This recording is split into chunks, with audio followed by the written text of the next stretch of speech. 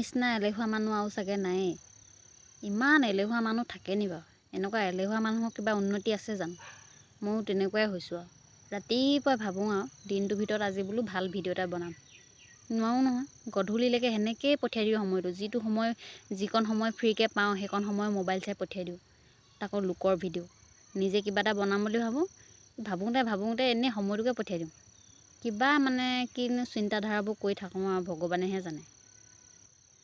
কেনিবা যাবলৈ হ'লেও মানে লেহেম গতি, কিবা এটা কাম কৰিবলৈ হ'লেও লেহেম গতি।